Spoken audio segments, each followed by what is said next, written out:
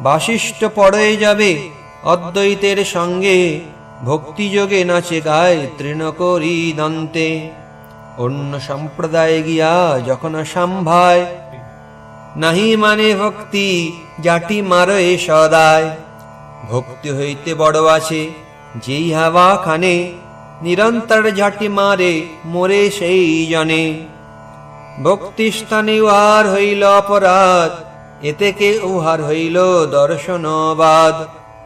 মুকুন্দ শুনে সব বাহিরে থাকিয়া, না পাইব দর্শন শুনিলেন ইহা।